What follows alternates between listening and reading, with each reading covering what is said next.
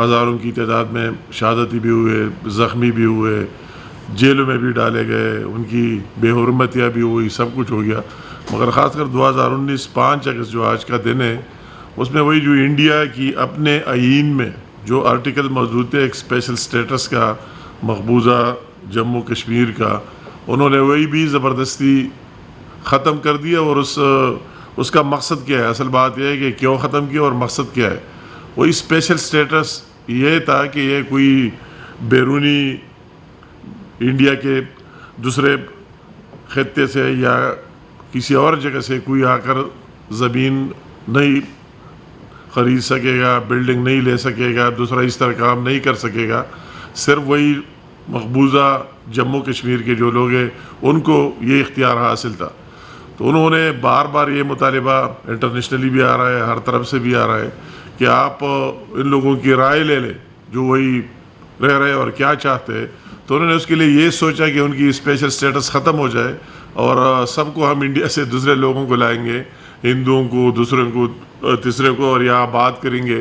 اور پھر ہم کہتے ہیں کہ چلو اگر آپ رائے لیتا ہے تو ابھی رائے لے لو کہ یہ لوگ یہ مائنارٹی میں ہو جائے اور وہی لوگ میجارٹی میں ہو جائے. تو انتہائی جو ہم منا رہے ہیں یہ 5واں سال ہے.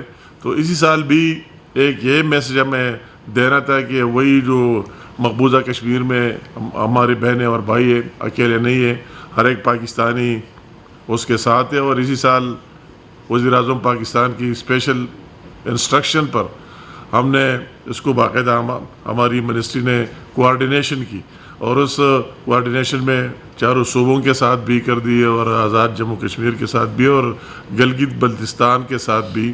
یہاں بھی جتنی منسٹریاں ہیں ان کے ساتھ بھی کوارڈینیشن کی. اور میں سب کا تہہ دل سے شکریہ ادا کرتا ہوں کہ ہر ایک نے اپنا حصہ ڈال دیا اور وہی تاثر ختم کر دیا کہ بعض لوگ کہتے رہے کہ پاکستان میں یہ ایشو کل ہو گیا اور ابھی اس کے ساتھ کوئی نہیں ہے.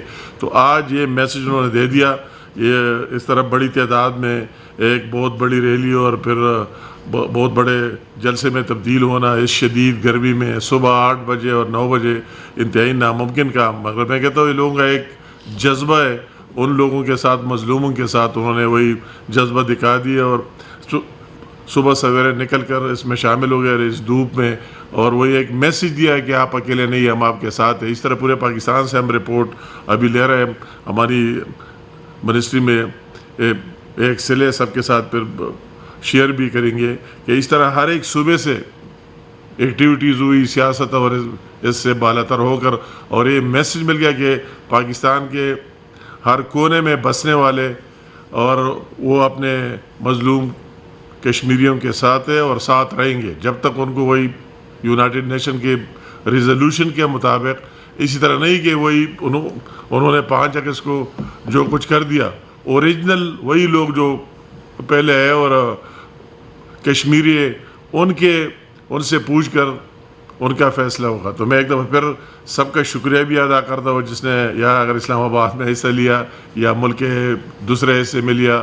ان تمام منسٹریز کا بھی انتہائی مشکور ہوں اور سب کا کہ انہوں نے اس شدید گرمی میں یہ میسج دیا کہ ہم ان کشمیریوں کے ساتھ ہیں اور انشاءاللہ تعالیٰ ساتھ رہیں گے. بہت مہربانی. وہ ذرا اب ہم آپ کو دکھائیں گے کہ بارڈر کے اس پار سے، لائن آف کنٹرول کے اس پار سے جہاں نہتے مظلوم کشمیریوں کے اوپر ظلم کے پہاڑ ڈھائے جا رہے ہیں، ان کی آواز آج آپ کو سنائیں گے. تو ذرا کائنڈلی وہ چلا دیں تاکہ پورا پاکستان دیکھ سکے کہ بھارت کیسے ظلم ڈھا رہا ہے اور آج کشمیریوں کی اپنی آواز پورے پاکستان میں پہنچے گی. جی پلیز ذرا کائنڈلی چلا دیجیے.